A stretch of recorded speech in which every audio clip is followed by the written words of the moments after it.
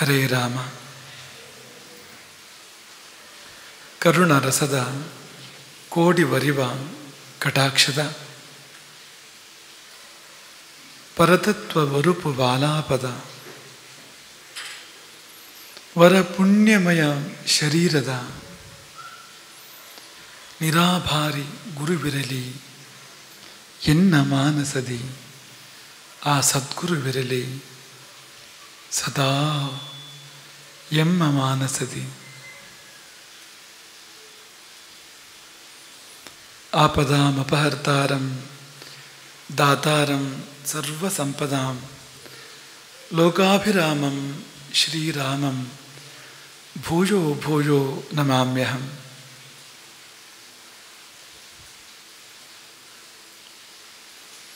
ಗುರುಭ್ಯಶ್ಚ ಗ್ರಹೇಭ್ಯಶ್ಚ ಮಯಾ ಬದ್ಧೋಯಮಂಜಲಿಃ ಪ್ರಸನ್ನ ಮನಸಸ್ತೆ ಮೇ ಸತ್ಯಾಂ ಕುರುವಂತು ಭಾರತೀಂ.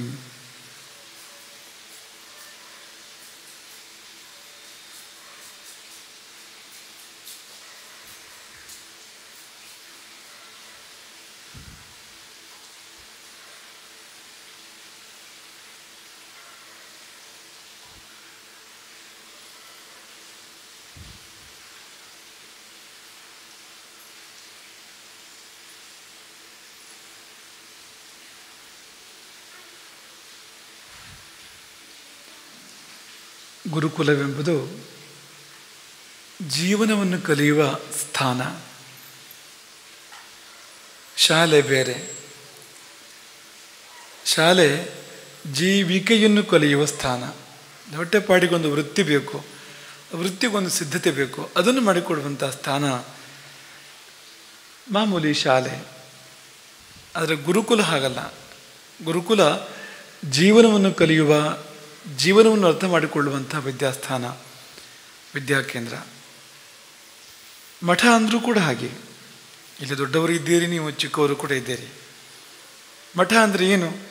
ಎಲ್ಲಿ ಬಂದು ನಮ್ಮ ಜೀವನವನ್ನು ಅರ್ಥ ಮಾಡ್ಕೊಳ್ತೇವೋ ಅದು ಮಠ. ಎಲ್ಲಿ ನಮಗೆ ಜೀವನದ ಬಗ್ಗೆ ಸರಿಯಾದ ಮಾರ್ಗದರ್ಶನ ಸಿಗ್ತದೋ ಅದು ಮಠ. ಜೀವನ ಕಲಿಯೋದು ಅಂದರೆ ಅದರ ಒಂದು ಭಾಗ ಕಾಲವನ್ನು ತಿಳಿಯೋದು. ಕಾಲದ ಹೊರತಾಗಿ ಜೀವನ ಪೂರ್ಣವಲ್ಲ. ಕಾಲವನ್ನು ತೆಗೆದರೆ ಜೀವನವೇ ಇಲ್ಲ. ಅದು ಎಷ್ಟು ಮುಖ್ಯವಾದದ್ದು ಅಂದರೆ ಅದು ಹಾಸುಹೊಕ್ಕಾಗಿ ಬೆರೆತಿದೆ. ಎಲ್ಲೆಡೆ ಎಲ್ಲದರಲ್ಲಿ ಹಾಸುಹೊಕ್ಕಾಗಿ ಬೆರೆತಿದೆ. ಅದನ್ನು ಹೊರತು ಜೀವನ ಅಂತ ಇಲ್ಲ. ಹಾಗಾಗಿ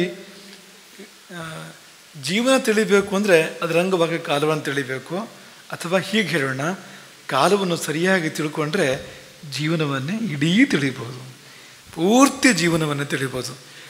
ದೊಡ್ಡದರಿಂದ ಆರಂಭ ಮಾಡಿ ಚಿಕ್ಕ ಚಿಕ್ಕ ಸಂಗತಿಗಳವರೆಗೆ ಎಲ್ಲವನ್ನು ಕೂಡ ಕಾಲದ ಕಣ್ಣಿನಿಂದ ನೋಡಬಹುದು. ಈ ಪಾಠ ನೀವೆಲ್ಲರೂ ಕೂಡ ಈಗಾಗಲೇ ಕೇಳಿದ್ದೀರಿ. ಇಂದು ಅದರ ಮುಂದುವರಿಕೆ ಇದೆ. ನಾಳೆಯಿಂದ ಬೇರೆ ಪಾಠ, ಬೇರೆ ಪ್ರವಚನ ಪ್ರಾರಂಭ ಆಗುವಂಥದ್ದು. ಹಾಗಾಗಿ ಒಂದು ಅಲ್ಪ ವಿರಾಮ ಈ ಪ್ರವಚನ ಸರಣಿಗೆ ಇವತ್ತು ಆಗುವಂಥದ್ದು. ಆದರೆ ಮುಂದೆ ಹೋಗುವ ಮೊದಲು ಹಿಂದೆ ಏನಾಗಿದೆ ಅಂತ ನೋಡಬೇಕಲ್ವಾ? ಹೇಗಾಗಬಾರ್ದು ಅದು? ಕುರುಡ ಕತ್ತ ಹೊಸದಂತೆ ಆಗಬಾರ್ದು. ಕುರುಡ ಬೆಳಗಿನಿಂದ ಸಂಜೆವರೆಗೆ ಕತ್ತ ಹೊಸೆದು ಹೊಸೆದು ಹೊಸೆದು ಕೊನೆಗೆ ಉಳಿದಿದ್ದೇನು ಅಂದರೆ ಹಿಡಿ ಬೂದಿ. ಹೊಸದದ್ದೆಲ್ಲ ಆ ಕಡೆ ಹಿಂದೆ ಇಟ್ಟ ದೀಪಕ್ಕೆ ಆಹುತಿಯಾಗಿಬಿಟ್ಟಿದೆ ಪೂರ್ತಿ. ಹೀಗಾಗಬಾರ್ದಲ್ವ? ಹಾಗಾಗಿ ಒಂದು ಚಿಕ್ಕ ಪೂರ್ವಾವಲೋಕನವನ್ನು, ನೀವು ಅದನ್ನು ಪೂರ್ವಾವಲೋಕನ ಅಂತ ಬೇಕಾದ್ರೂ ಕರಿಬೋದು, ಅಭ್ಯಾಸ ಅಂತ ಬೇಕಾದ್ರೂ ಕರಿಬೋದು, ಪರೀಕ್ಷೆ ಅಂತ ಬೇಕಾದ್ರೂ ಕರಿಬೋದು. ಹಾಗಾಗಿ ನಾವು ಮಾತನಾಡುವ ಮೊದಲು ನೀವು ಮಾತನಾಡ್ತಕ್ಕಂಥ, ವಿದ್ಯಾರ್ಥಿಗಳು ಮಾತನಾಡ್ತಕ್ಕಂಥ ಸಂದರ್ಭ. ಕಾಲ ಅದು ನಮ್ಮ ಜೀವನ ತಿಳಿಸ್ಕೊಡ್ತದೆ. ನಿತ್ಯ ಜೀವನವನ್ನು ಕೂಡ ತಿಳಿಸ್ಕೊಡ್ತದೆ. ಸಣ್ಣದನ್ನು ತಿಳಿಸ್ಕೊಡ್ತದೆ, ದೊಡ್ಡದನ್ನು ತಿಳಿಸ್ಕೊಡ್ತದೆ, ಸೂಕ್ಷ್ಮವಾದದನ್ನು ತಿಳಿಸ್ಕೊಡ್ತದೆ, ಸ್ಥೂಲವಾದದನ್ನು ತಿಳಿಸ್ಕೊಡ್ತದೆ ಅಂತಾದರೆ ನಾವು ಕೆಲವು ಉದಾಹರಣೆಗಳನ್ನು ಕೊಟ್ಟರೆ ನಿಮಗೆ ಹೇಳಲಿಕ್ಕೆ ಬರಬೇಕು. ಕಾಲದ ಭಾಷೆಯಲ್ಲಿ ಅದನ್ನು ಹೇಳಲಿಕ್ಕೆ ಬರಬೇಕು. ನೀವು ಈಗಾಗಲೇ ಅನೇಕ ಬಾರಿ ನಾನು ಕೇಳಿದ ಪ್ರಶ್ನೆಗೆ ಉತ್ತರ ಹೇಳಿದ್ದೀರಿ ಅಂತ. ಹಾಗಾಗಿ ಗ್ರಹಗಳ ಭಾಷೆಯಲ್ಲಿ, ಕಾಲದ ಪರಿಭಾಷೆಯಲ್ಲಿ ನೀವು ಇದನ್ನು ಹೇಳುವ ಪ್ರಯತ್ನ ಮಾಡಬೇಕು. ಸುಲಭದ್ದೇ ನಾವು ಹೇಳುವಂಥದ್ದು, ತುಂಬ ಸುಲಭದ್ದೇ ಹೇಳುವಂಥದ್ದು. ನಾವೀಗ ಒಂದು ವಾಕ್ಯ ಹೇಳಿದರೆ ಅಲ್ಲಿ ಯಾವ ಗ್ರಹ ಇದೆ ಅದನ್ನು ಹೇಳಬೇಕು. ಕೆಲವು ಸಾರಿ ರಾಶಿಯನ್ನು ಕೇಳ್ಬೋದು ನಾವು, ಯಾವ ರಾಶಿ ಇದೆ ಅಂತ ನೀವು ಹೇಳ್ತೀರಿ. ಈಗ ಮಳೆ ಸುರಿತಾ ಇದೆ, ಚಂದ್ರ, ಯಾಕೆಂದರೆ ಜಲಕಾರಕ ಗ್ರಹ ಚಂದ್ರ. ನೀರು ಹರಿತಾ ಇದೆ, ಚಂದ್ರನೇ ಅಲ್ವಾ. ಬೆಂಕಿ ಉರಿತಾ ಇದೆ, ಗಾಳಿ ಬೀಸ್ತಾ ಇದೆ, ಶನಿ. ಯಾಕೆಂದರೆ ಪಂಚಭೂತಗಳಲ್ಲಿ ವಾಯುವಿಗೆ ಕಾರಕ ಗ್ರಹ ಶನಿ ಅಂತ. ಎಷ್ಟೆಲ್ಲ ಗ್ರಹ ನಕ್ಷತ್ರಗಳು ಆಕಾಶದಲ್ಲಿ, ಆಕಾಶಕಾರಕ ಗ್ರಹ ಗುರು ಪಂಚಭೂತಗಳ ಪೈಕಿಯಲ್ಲಿ. ಸಮುದ್ರದಲ್ಲಿ ಕಪ್ಪೆಚಿಪ್ಪು, ಸಮುದ್ರದಲ್ಲಿ ಕಪ್ಪೆಚಿಪ್ಪು, ಕಪ್ಪೆಚಿಪ್ಪಿನಲ್ಲಿ ಮುತ್ತು. ಸಮುದ್ರದಲ್ಲಿ ಕಪ್ಪೆಚಿಪ್ಪು, ಕಪ್ಪೆಚಿಪ್ಪಿನಲ್ಲಿ ಮುತ್ತು.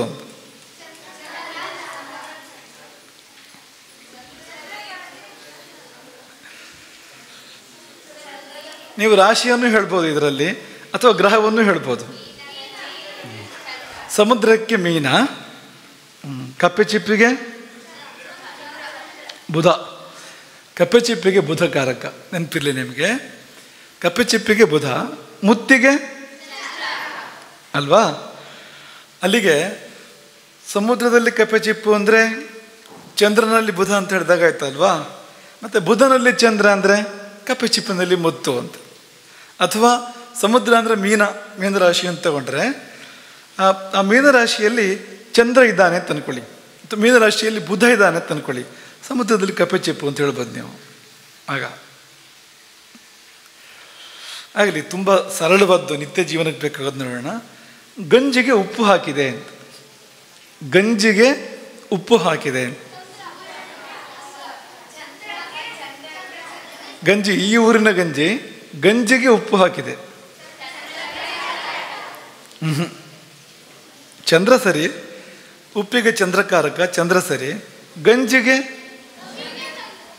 ಗಂಜಿಯಲ್ಲಿ ಏನಿರುತ್ತೆ? ಅಕ್ಕಿ, ಅಕ್ಕಿ ಗಂಜಿ ಸ್ವಲ್ಪ ನೀರಾಗಿರುತ್ತಲ್ವಾ. ಆ ನೀರಿಗೆ ಯಾರು? ಸರಿ. ಕಾಲಿಗೆ ಮುಳ್ಳು ಚುಚ್ಚಿತು.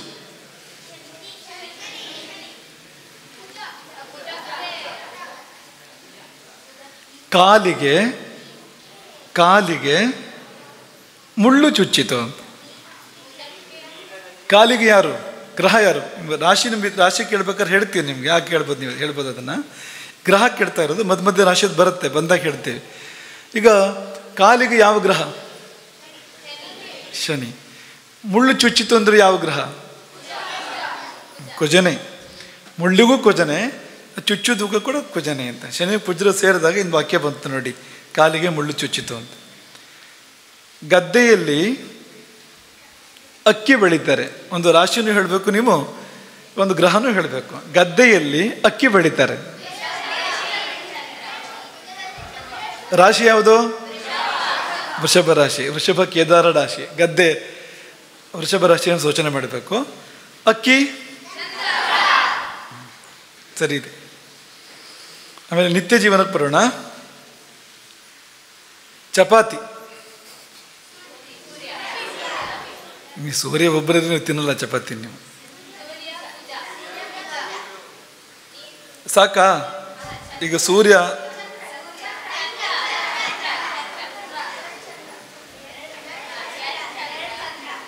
ಎರಡು ಚಂದ್ರ ಯಾಕಪ್ಪ? ಒಂದು ಉಪ್ಪು, ಆಮೇಲೆ ಸರಿ. ಸೂರ್ಯನಿಂದ ಗೋಧಿ, ಚಂದ್ರನಿಂದ ಉಪ್ಪು, ಚಂದ್ರನಿಂದಲೇ ನೀರು. ಇಷ್ಟು ಸರಿ ಚಪಾತಿ ಆಯ್ತಾ? ಬೇಯಿಸ್ಬೇಕು, ಕುಜ ಬೇಕಾಗತ್ತೆ ಬೇಯಿಸ್ಬೇಕು ಅಂತಂದರೆ. ಇಲ್ಲ ಪಕ್ಕದಲ್ಲೇ ಬಾವಿ ಇದೆ, ಮುಂದ್ಗಡೆ ಬಾವಿ ಇದೆ. ಬಾವಿಗೆ ಯಾವ ರಾಶಿಯಿಂದ ಚಿಂತನೆ ಮಾಡ್ತೀರಿ? ಬಾವಿಯನ್ನು ನೀವು ಕರ್ಕಾಟಕ. ನಿಂತ ನೀರು, ಕೆರೆಯಾಗಲಿ ಬಾವಿಯಾಗಲಿ, ಅದು ಕರ್ಕಾಟಕ ರಾಶಿಯಿಂದ ಚಿಂತನೆ ಮಾಡುವಂಥದ್ದು. ಸರಿ ಇದೆ. ಹೊರಗಡೆ ಉದ್ಯಾನವನ ಇದೆ ನೋಡಿ. ಉದ್ಯಾನವನಕ್ಕೆ ಯಾವ ರಾಶಿ? ಮಿಥುನ. ಹುಲ್ಲುಗಾವಲು ಅಂತಲೂ ಕರಿಬೋದು ನೀವು ಅದನ್ನು ಬೇಕಾದರೆ.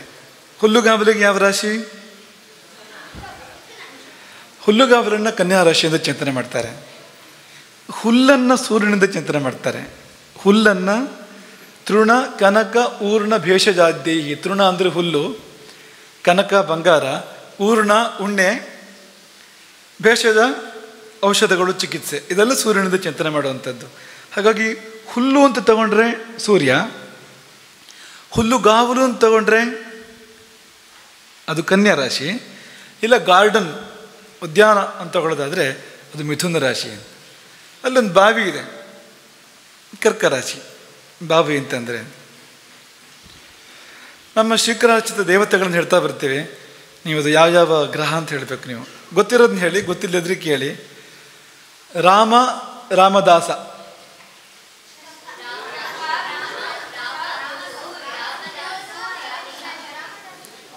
ನೀವು ಇನ್ನೊಂದ್ಸಲ ನೆನಪು ಮಾಡ್ಕೋಬೇಕು. ಈಗ ವಿಷ್ಣುವಿಗೆ ಯಾವ ಗ್ರಹ? ಅವತಾರ ವಿಷ್ಣುವಿಗೆ ಯಾವ ಗ್ರಹ? ಅವತಾರ ವಿಷ್ಣುವಿಗೆ ಬುಧ ಅಂತ. ರಾಮ ಮತ್ತು ರಾಮದಾಸ. ಈಗ ಹೇಳಿ, ಬುಧ ಮತ್ತು ಶನಿ ಅಂತ. ಸರಿ, ರಾಮನಿಗೆ ಬುಧ, ಆಂಜನೇಯನಿಗೆ ಶನಿ. ರಾಮ ಆಯಿತು. ಚಂದ್ರಮೌಳೀಶ್ವರ ಸೂರ್ಯನೇ. ಚಂದ್ರಮೌಳೀಶ್ವರ ಅಂದರೆ ಸೂರ್ಯ. ಇದು ನಿಮಗೆ ಗೊತ್ತಿದೆಯೋ ಇಲ್ವೋ? ಪ್ರಯತ್ನ ಮಾಡಿ. ರಾಜರಾಜೇಶ್ವರಿ.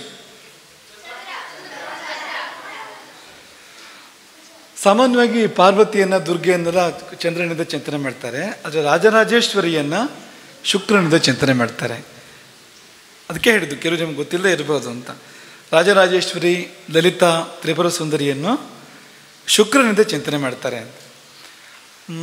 ಸೀತಾರಾಮಚಂದ್ರ, ಚಂದ್ರಮೌಳೀಶ್ವರ, ರಾಜರಾಜೇಶ್ವರಿ ಆಯಿತು. ಇನ್ನು ಸೂರ್ಯನಿಗೂ ಸೂರ್ಯನೇ. ಗಣಪತಿ,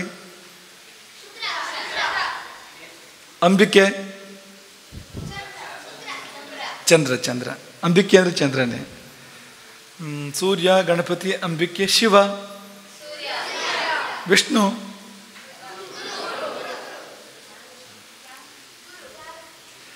ಗುರುವಿಂದ ಚಿಂತನೆ ಮಾಡೋಂಥದ್ದು. ಗುರುವಿಂದ ಎಲ್ಲರನ್ನೂ ಚಿಂತನೆ ಮಾಡ್ಬೋದು, ಆದರೆ ಮಹಾವಿಷ್ಣುವನ್ನು ವಿಶೇಷವಾಗಿ ಚಿಂತನೆ ಮಾಡ್ತಾರೆ. ಆಯಿತು. ಸಮುದ್ರ ತೀರದ ಮಹಾಬಲೇಶ್ವರ. ಒಂದು ರಾಶಿ ಮತ್ತು ಒಂದು ಗ್ರಹ ಹೇಳಬೇಕು ನೀವು. ಸಮುದ್ರ ತೀರದ ಮಹಾಬಲೇಶ್ವರ.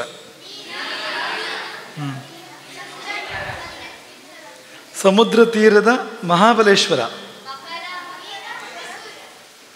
ಮೀನ ಮತ್ತು ಸೂರ್ಯ. ಸರಿ. ಸಮುದ್ರ ಮೀನದಿಂದ, ಮಹಾಬಲೇಶ್ವರ ಶಿವ ಅಲ್ವಾ? ಮಹಾಬಲೇಶ್ವರ ಅಂದರೆ ಸೂರ್ಯನಿಂದ ಚಿಂತನೆ ಮಾಡೋಂಥದ್ದು. ಆಯಿತು. ಹಾಲು ಪಾಯಸ, ಹಾಲು ಪರಮಾನ್ನ ಮಾಡ್ತಾರಲ್ವ? ಏನೇನಿದೆ ಅಲ್ಲಿ ಹೇಳಿ ನೋಡೋಣ. ಯಾವ್ಯಾವ ಗ್ರಹಗಳ ಸೂಚನೆ ಇದೆ ಹೇಳಿ ನೋಡೋಣ. ನೀವು ಸುಮ್ಮನೆ ಹಂಗೆ ಹೇಳಿದ್ರೆ ಸಾಲದು. ಆ ಗ್ರಹದ ಹೆಸರು ಹೇಳಿ, ಅದು ಯಾವುದಕ್ಕೆ ಅಂತ ಹೇಳಬೇಕು. ಚಂದ್ರ, ಹಾಲು. ಸರಿ.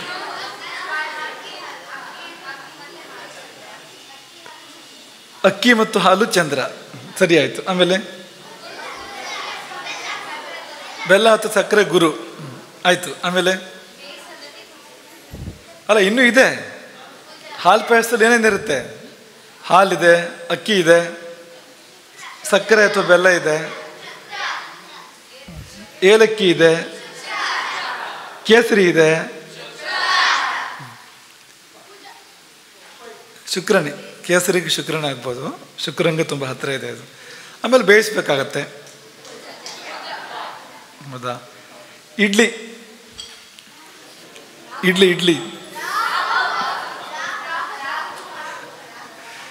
ಏನು ಬರೀ ರಾಹುವಿಂದ ಇಡ್ಲಿ ಮಾಡೋಕ್ಕಾಗತ್ತಾ? ಇಡ್ಲಿ ಎರಡು ಥರ ಇರುತ್ತಲ್ವಾ? ಎರಡು ಥರ ಇಡ್ಲಿ ಇರುತ್ತಲ್ವಾ? ಒಂದು ಅಕ್ಕಿ ರವೆಯಿಂದ ಮಾಡೋಂಥದ್ದು, ಇನ್ನೊಂದು ಗೋಧಿ ರವೆಯಿಂದ ಮಾಡೋಂಥದ್ದು, ಅಥವಾ ಅಕ್ಕಿಯಿಂದ ಮಾಡೋಂಥದ್ದು, ಗೋಧಿಯಿಂದ ಮಾಡೋದು ಅಂತ ಅಂದ್ಕೊಳ್ಳಿ ನೀವು. ಈಗ ಗೋಧಿಯಿಂದ ಮಾಡೋದಾದರೆ ಸೂರ್ಯ ಮತ್ತು ರಾಹು ಅಲ್ವಾ? ಅಕ್ಕಿಯಿಂದ ಮಾಡೋದಾದರೆ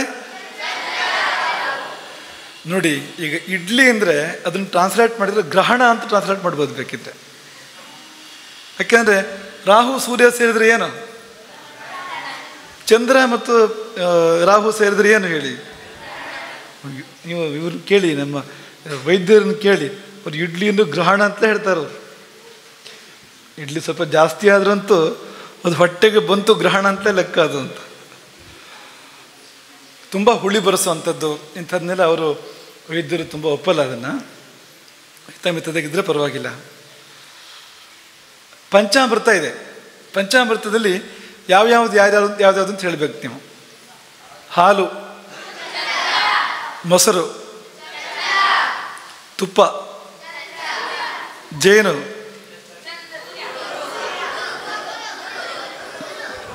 ಆ ಸಿಹಿ ಗುರು, ಅದ್ರ ಜೇನಿಗೆ ಚಂದ್ರನೇ ಕಾರಕ.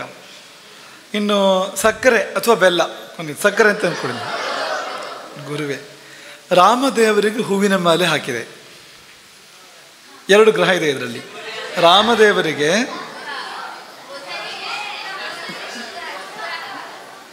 ಬುಧ ಮತ್ತು ಶುಕ್ರ. ರಾಮದೇವರು ಅಂದರೆ ಬುಧ, ಹೂವಿನ ಮಾಲೆ ಅಂದರೆ ಶುಕ್ರ. ಒಂದು ಮಾಲೆ ಇದೆ ನೋಡಿ, ಇಲ್ಲಿ ನಮ್ಮ ಕೊರಳಲ್ಲಿ ಒಂದು ಮಾಲೆ ಇದೆ. ಈ ಮಾಲೆಯಲ್ಲಿ ಈ ಮಣಿಗಳೆಲ್ಲ ಕಾಣ್ತಾ ಇದೆಯಲ್ಲ ಮೇಲ್ಗಡೆಗೆ, ಇದೆಲ್ಲ ಪುಷ್ಯರಾಗ, ಕನಕ ಪುಷ್ಯರಾಗ. ಇದೆಲ್ಲ ಇಲ್ಲಿ ಮೇಲ್ ಕಾಣೋ ಮಣಿಗಳೆಲ್ಲ ಇದೆಯಲ್ಲ, ಇದೆಲ್ಲ ಕನಕ ಪುಷ್ಯರಾಗ. ಇಲ್ಲಿ ಕೆಳಗಡೆ ಒಂದು ಮಣಿ ಕಾಣ್ತಾ ಇದೆ ನೋಡಿ, ಇದು ನೀಲ. ಇದು ಯಾವ ಗ್ರಹಗಳು ಹೇಳ್ತೀರಾ? ಕನಕ ಪುಷ್ಯರಾಗ ಅಂದರೆ ಗುರು, ನೀಲ ಅಂದರೆ ಯಾಕಿರ್ಬೋದು ಇದನ್ನ ಹಾಕಿದ್ದು? ಊಹೆ ಮಾಡ್ತೀರಾ? ಯಾಕಿರ್ಬೋದು? ಗುರುವಿಂದ ಏನು, ಶನಿಯಿಂದ ಯೋಚನೆ ಮಾಡಿ ಸ್ವಲ್ಪ ನೋಡೋಣ.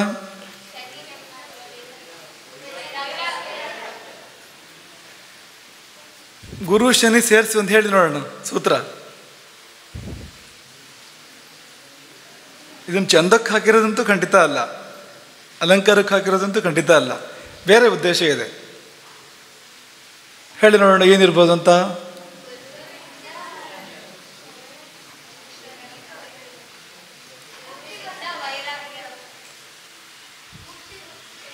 ಜ್ಞಾನಕಾರಕ ಯಾರು?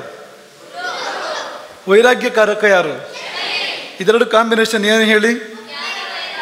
ಜ್ಞಾನ ಮತ್ತು ವೈರಾಗ್ಯ.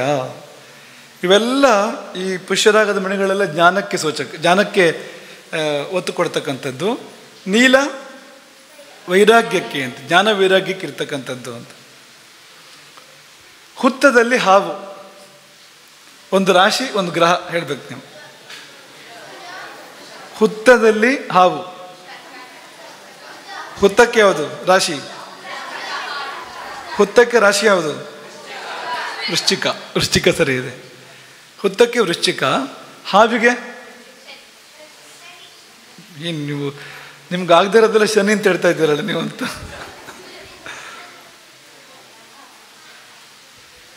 ನವಗ್ರಹಗಳ ಹೆಸರಾಡ್ತಾ ಹೋಗಿ ಸಾಲಾಗಿ ನಿಮ್ಗೆ ಸಿಗುತ್ತೆ. 9 ಗ್ರಹಗಳ ಹೆಸರಾಡ್ತಾ ಹೋಗಿ ಸಾಲಾಗಿ, ಜೋರಾಗಿ ಹೇಳಬೇಕು.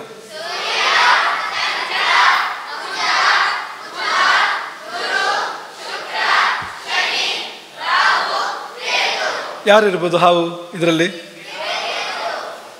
ರಾಹು. ರಾಹುವನ್ನು ಹಾವಿಗೆ ಹೇಳ್ತಾರೆ ಸಾಮಾನ್ಯವಾಗಿ. ಸಪ್ತಗ್ರಹಗಳ ಪೈಕಿಯಲ್ಲಿ ಮಂಗಲನ್ನು ಹೇಳ್ತಾರೆ. ಕುಜನಿಂದ ಹಾವನ್ನು ಚಿಂತನೆ ಮಾಡ್ಬೋದು. ಸುಬ್ರಹ್ಮಣ್ಯ ಅಂತ ಹೇಳಲ್ವಾ, ಕುಜನಿಂದ ಚಿಂತನೆ ಮಾಡುವಂಥದ್ದು.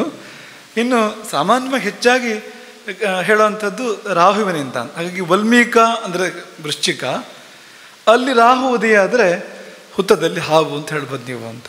ಕಿವಿಯಲ್ಲಿ ವಜ್ರದ ಓಲೆ, ಕಿವಿಯಲ್ಲಿ ವಜ್ರದ ಓಲೆ,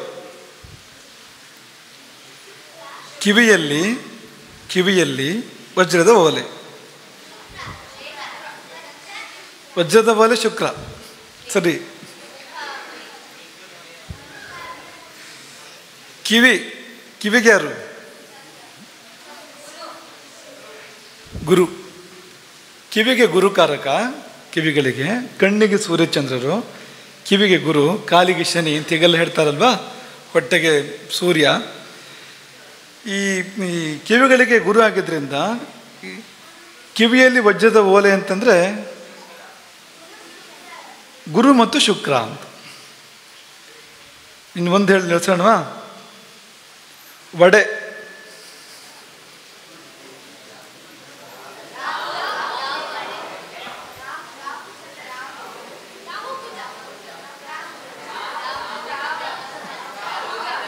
ಆಯ್ತು, ವಡೆನ ಯಾವುದ್ರಲ್ಲಿ ಬೇಯಿಸ್ತಾರೆ?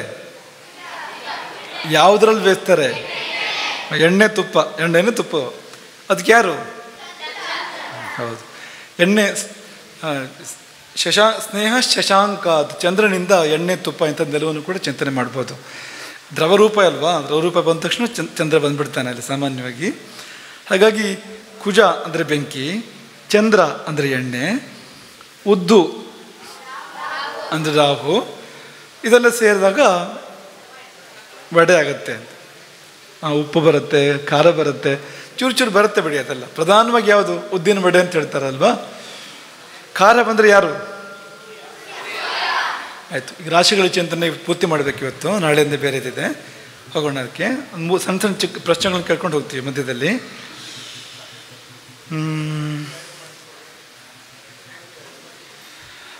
ಮುಖ, ಬೆನ್ನು, ಪಾರ್ಶ್ವ ಇದೆಲ್ಲ ಚಿಹ್ನೆಗಳಿರೋಂಥ ರಾಶಿ ಯಾವುದು?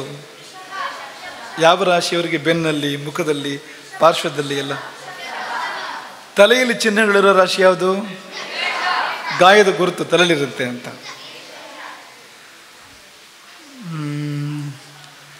ಹಾಸ್ಯ, ದೌತ್ಯ, ವಕೀಲರ ಕೆಲಸ ಮಾಡೋ ರಾಶಿ ಯಾವುದು? ರೆಪ್ರೆಸೆಂಟೇಷನ್, ಒಬ್ಬರ ಪರವಾಗಿ ಮಾತಾಡೋದು, ದೂತ. ಮಿಥುನವಾ? ಸರಿ. ಪ್ರೀತಿಯಿಂದ ಹೇಳಿದ್ರೆ ಕೇಳ್ತಾನೆ. ನೀರು ಕಂಡ್ರೆ ಭಯ, ಮೇಷ. ಮುಂದಕ್ಕೆ ಹೋಗೋಣ, ಸಿಂಹಕ್ಕೆ ಹೋಗೋಣ. ಸಿಂಹರಾಶಿಯ ಲಕ್ಷಣಗಳು ಅಂತ. ಸಿಂಹರಾಶಿಯ ಲಕ್ಷಣಗಳು ತೀಕ್ಷ್ಣ ಅಂತ, ಅಲ್ಲಿಂದ ಆರಂಭ ಆಗುತ್ತೆ. ಅದು ಸಿಂಹ ಅಲ್ವಾ ಅದು, ಹಾಗಾಗಿ ತೀಕ್ಷ್ಣ ಅಂತ. ತೀಕ್ಷ್ಣತೆ ಇರುವಂಥ ಸಾಧ್ಯತೆಗಳು ಆ ರಾಶಿಯವರಿಗೆ ಅಂತ. ಸ್ಥೂಲ ಹನುಹು ಅಂತ ದೇಹ ಲಕ್ಷಣ ಇದು. ಹನು ಅಂದರೆ ಗೊತ್ತಾ ನಿಮಗೆ? ಎಲ್ಲಿ ಕೇಳಿದಿರಿ ಹನು? ಹನುಮಂತ. ಹನು ಅಂದ್ರೆ ಏನು? ಅಮರಕೋಶ ಏನು ಹೇಳುತ್ತೆ ಗೊತ್ತಾ? ಕಪೋಲವು ತತ್ಪರ ಹನುಹು ಅಂತ. ಈ ಕಪೋಲಗಳಿದೆಯಲ್ಲ ಅದಕ್ಕಿಂತ ಮೇಲೆ ಅಂತ. ದವಡೆ ಹೌದು, ಮೇಲಿನ ದವಡೆ ಅಂತ. ಕೆಳಗೂ ಹೇಳ್ತಾರೆ ಕೆಲವರು. ಪ್ರಸಿದ್ಧವಾಗಿರುವಂಥದ್ದು ಮೇಲಿನ ದವಡೆ ಎಲ್ಲಿ ಬರುತ್ತೆ? ಅದು ಹೊರಗಡೆ ಮುಟ್ಟು ನೋಡ್ಕೊಳ್ಳಿ, ಮೇಲಿನ ದವಡೆ ಹೊರಗಡೆಗೆ, ಅದು ಹನು ಅಂತ. ಅಲ್ಲಿಗೆ ಪೆಟ್ಟು ಬಿದ್ದಿತ್ತು ಹನುಮಂತನಿಗೆ ವಜ್ರಾಯುಧದಿಂದ ಇಂದ್ರ ಪ್ರಹಾರ ಮಾಡಿದಾಗ. ಚಿಕ್ಕ ಹನುಮಂತ ಸೂರ್ಯನ ಹಣ್ಣು ಅಂತ ಭಾವಿಸಿ ತಿನ್ಲಿಕ್ಕೆ ಹೋದಾಗ ಎಲ್ಲ ಹೆದರ್ಕೊಂಡ್ರಲ್ವಾ? ಸೂರ್ಯ, ರಾಹು ಎಲ್ಲ ಹೆದರ್ಕೊಂಡ್ರು ಅಂತ ಪರಿಸ್ಥಿತಿ ಬಂತು. ಆಗ ಇಂದ್ರ ವಜ್ರಾಯುಧವನ್ನು ಎತ್ತಿ ಪ್ರಹಾರ ಮಾಡಿದಾಗ ಬಿದ್ದಿದ್ದೆಲ್ಲಿಗೆ ಪ್ರಹಾರ? ಅದು ಅಲ್ಲಿಗೆ ಬಿದ್ದಿದ್ದು ಅಂತ. ಅಂದರೆ ಆ ಹನು ಪ್ರದೇಶಕ್ಕೆ ಅದು ಮುರಿತದು ವಜ್ರಾಯುಧದ ಪ್ರಹಾರದಲ್ಲಿ ಅಂತ. ಅದು ಭಗ್ನ ಆಯ್ತದು. ಹಾಗಾಗಿ ಹನುಮಂತ ಅನ್ನೋ ಹೆಸರು ಬಂದಿದ್ದ ಅವನಿಗೆ. ಅದು ಭಗ್ನ ಆಗಿಯೂ ಅವನು ಬದುಕುಳಿತಾನೆ, ಅವನಿಗೇನಾಗಲ್ಲ ಅಂತ. ಹಾಗಾಗಿ ಈ ಭಾಗ ದಪ್ಪ ಇರ್ಬೋದು ಅವರಿಗೆ. ಇದು ಮಾಂಸಲವಾಗಿಯೂ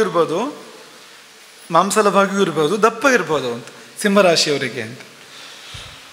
ನಿಮ್ಗೆ ಮೊದಲೇ ಹೇಳಿದ್ವು, ಈ ಲಕ್ಷಣಗಳು ಪೂರ್ತಿ ಬರಬೇಕಾದ್ರೆ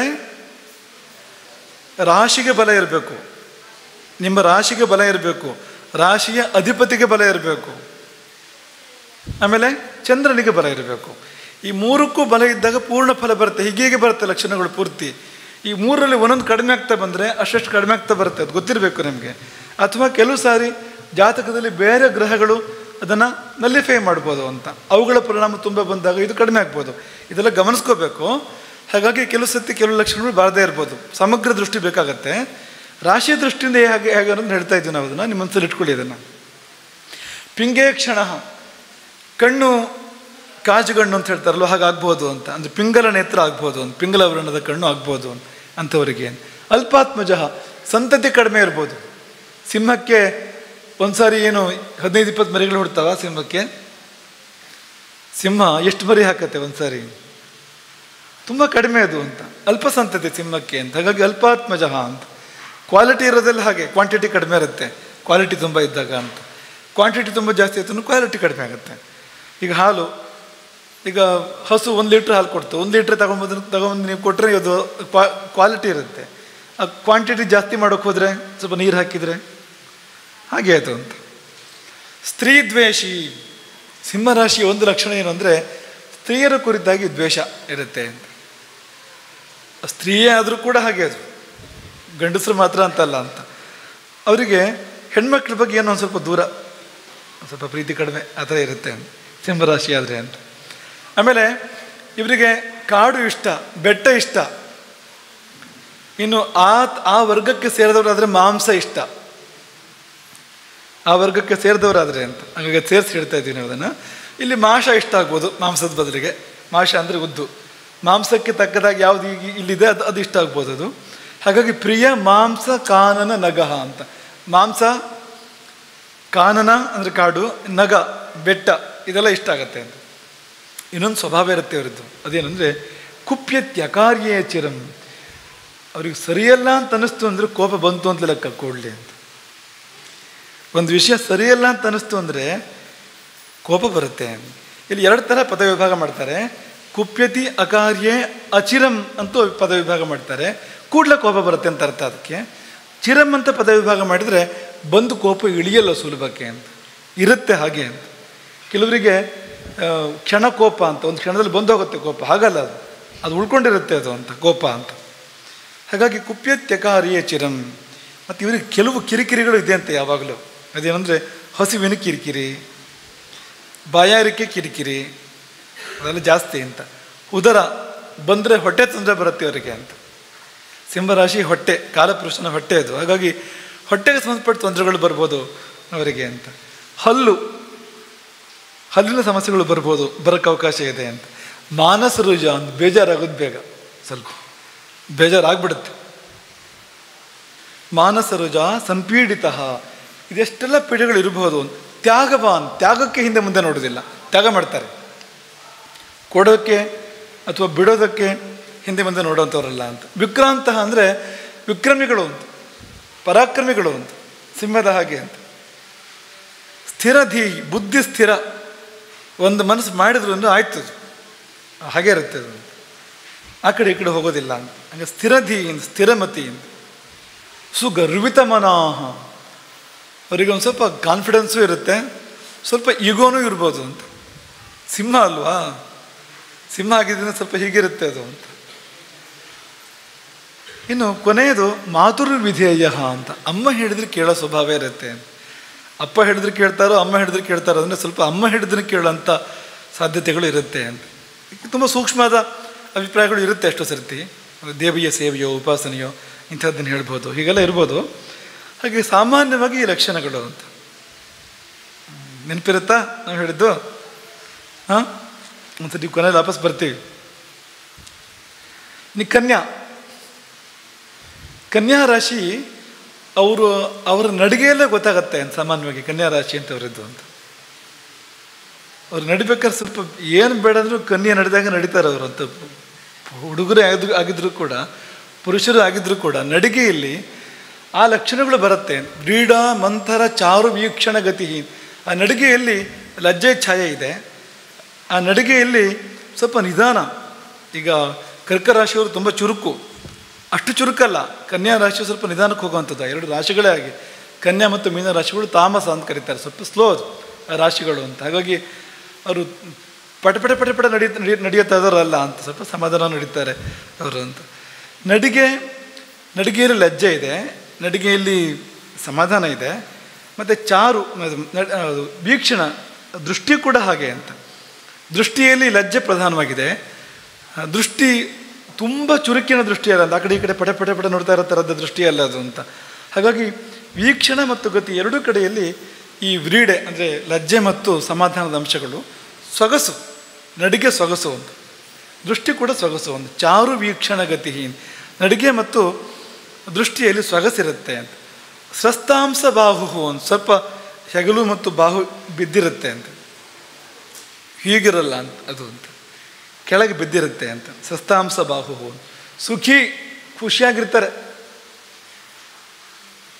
ಆ ಸ್ವಭಾವ ಇರುತ್ತೆ ಅವರಿಗೆ ಅಂತ. ಇದ್ದಿದ್ರಲ್ಲೇ ಖುಷಿಯಾಗಿರುವಂಥ ಸ್ವಭಾವ ಇರುತ್ತೆ ಅವರಿಗೆ, ಹಾಗಾಗಿ ಸುಖಿ ಅಂತ. ಶ್ಲಕ್ಷ್ಣ ಅಂದರೆ ನುಣುಪು ಅಂತ ಅರ್ಥ. ಅದಕ್ಕೆ ಸ್ನಿಗ್ಧ, ನುಣುಪು, ರಫ್ ಅಲ್ಲ, ಒರಟಲ್ಲ, ಆ ತರಹ. ಸತ್ಯರತಃ ಅಂತ. ಈ ರಾಶಿಯವರು ಸತ್ಯಶೀಲರಾಗಿರ್ತಾರೆ ಅಂತ. ಬುಧ ಅಲ್ವಾ, ಬುಧ ಆಗಿದ್ದರಿಂದ ಸತ್ಯವಚನ ಎನ್ನುವಂಥದ್ದಕ್ಕೆ ಬುಧನೇ ಕಾರಕ ಆಗಿರುವಂಥದ್ದು. ಹಾಗಾಗಿ ಸತ್ಯ ಹೇಳುವಂಥ ಸ್ವಭಾವ ಇರ್ತದೆ, ಸುಳ್ಳು ಹೇಳೋಕ್ಕೆ ಕಷ್ಟ ಆಗತ್ತೆ ಇವರಿಗೆ ಅಂತ. ಕಲಾಸು ನಿಪುಣ, ಕಲೆಗಳಲ್ಲಿ ನೈಪುಣ್ಯವನ್ನು ಈ ರಾಶಿ ಕೊಡುತ್ತೆ. ಕಲಾಸು ನಿಪುಣ. ಬುಧ ಆಗಿದ್ದರಿಂದ ಪಂಡಿತ ಬುಧ, ಶಾಸ್ತ್ರಾರ್ಥವಿತ್ತು. ಯಾವುದಾದ್ರು ಶಾಸ್ತ್ರ ಕಲಿಯೋಕ್ಕೆ ಹೋದರೆ ಅವರಿಗೆ ಅದು ಒಲ್ದು ಬರುತ್ತೆ. ಶಾಸ್ತ್ರದ ಸೂಕ್ಷ್ಮಾರ್ಥಗಳು ಗೊತ್ತಾಗತ್ತೆ ಅಂತ, ಅವರು ಸರಿಯಾಗಿ ಅಭ್ಯಾಸ ಮಾಡಿದರೆ ಅಂತ. ಹಾಗಾಗಿ ಶಾಸ್ತ್ರಾರ್ಥ ಜ್ಞಾನ, ಪಾಂಡಿತ್ಯ. ಧಾರ್ಮಿಕ, ಸತ್ಯಶೀಲರು, ಧರ್ಮಶೀಲರು,